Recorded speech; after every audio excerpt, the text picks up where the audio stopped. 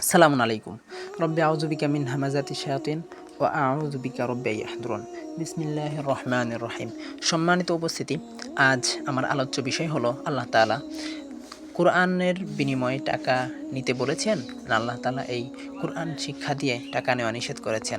তো চলুন আমরা দেখে আসি আল্লাহ তাআলা পবিত্র কোরআনে কি বলেছেন। আল্লাহ তাআলা পবিত্র কোরআনে বলেন, وآمنوا بما أنزلت مصدقا لما معكم ولا تكونوا أول كافر به ولا تشتروا بآياتي ثمنا قليلا وإياي فاتقون। আর তোমরা ঈমান আনো সেই কিতাবের উপর যা আমি নাজিল করেছি, যা তোমাদের কাছে থাকা কিতাবের সত্যতা নিশ্চিত করে, আর তোমরাই প্রথমের অস্বীকারী হইও না। আর আমার আয়াতসমূহের বিনিময়ে তুচ্ছ মূল্য গ্রহণ করো না এবং কেবল আমাকেই ভয় করো। সূরা আল বাকারা আয়াত নং 41। আল্লাহ তাআলা আরও বলেন, সুতরাং ধ্বংস তাদের জন্য যারা নিজ হাতে কিতাব লেখে তারপর বলে এটি আল্লাহর পক্ষ থেকে, যাতে তারা এর বিনিময়ে তুচ্ছ মূল্য লাভ করতে পারে। অতএব ধ্বংস তাদের জন্য যা তাদের হাত লিখেছে এবং ধ্বংস তাদের জন্য যা তারা উপার্জন করে। সূরা আল বাকারা আয়াত নং ৭৯। তো আল্লাহ তাআলা সূরা আল বাকারার ১৭৪ নং আয়াতে আরও বলেন, নিশ্চয়ই যারা আল্লাহর নাজিলকৃত কিতাবের কিছু অংশ গোপন করে এবং এর বিনিময়ে তুচ্ছ মূল্য গ্রহণ করে, তারা তাদের পেটে আগুন ছাড়া কিছুই ভরে না। কিয়ামতের দিন আল্লাহ তাদের সাথে কথা বলবেন না, তাদের পবিত্রও করবেন না এবং তাদের জন্য রয়েছে যন্ত্রণাদায়ক শাস্তি। আল্লাহ তাআলা আরও বলেন, আর স্মরণ করো যখন আল্লাহ কিতাবপ্রাপ্তদের কাছ থেকে অঙ্গীকার নিয়েছিলেন, তোমরা অবশ্যই এটি মানুষের কাছে স্পষ্টভাবে বর্ণনা করবে এবং গোপন করবে না, কিন্তু তারা এটিকে পিছনে নিক্ষেপ করল এবং এর বিনিময়ে তুচ্ছ মূল্য গ্রহণ করল। কতই না নিকৃষ্ট সেই ক্রয়। সূরা আলে ইমরান আয়াত নং ১৮৭।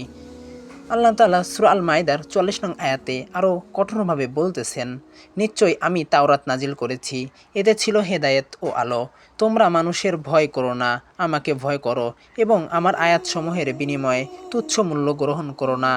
আর যারা আল্লাহর নাজিলকৃত বিধান অনুযায়ী বিচার করে না, তারাই কাফির। এই কথার সারংক্ষেপ হলো, আল্লাহর আয়াত দুনিয়ার লাভের জন্য ব্যবহার করা যাবে না। কিতাব লুকানো বা বিক্রি করা বড় অপরাধ। যারা তা করে তাদের পেটে আগুন প্রবেশ করে। সূরা আল বাকারা আয়াত নং ১৭৪। সম্মানিত উপস্থিতি, আমরা এতগুলো আয়াত দ্বারা বুঝতে পারলাম যে আল্লাহ তাআলা কোরআনকে তুচ্ছ মূল্যে বিক্রয় করা নিষেধ করেছেন। আল্লাহ তাআলা কোরআন পড়িয়ে বা কোরআন শিক্ষা দিয়ে টাকা নেওয়া নিষেধ করেছেন, বিনিময়ে নেওয়া নিষেধ করেছেন। কিন্তু আমরা কী করতেছি? আমরা কোরআন শিক্ষা দিয়ে আমরা টাকা নিতেছি। তো আল্লাহ তাআলা সূরা ইয়াসিনের ২১ নং আয়াতে বলেন, তোমরা তাদেরকে অনুসরণ করো যারা তোমাদের কাছে কোনো পরিদান চায় না। কিন্তু বর্তমান আমাদের সমাজের হুজুররা বলে যে কোরআন শিক্ষা দিতে পারি, বাট আমাদেরকে টাকা দিতে হবে। যদি টাকা না দিই তাহলে আমাদেরকে কোরআন শিক্ষা দেয় না।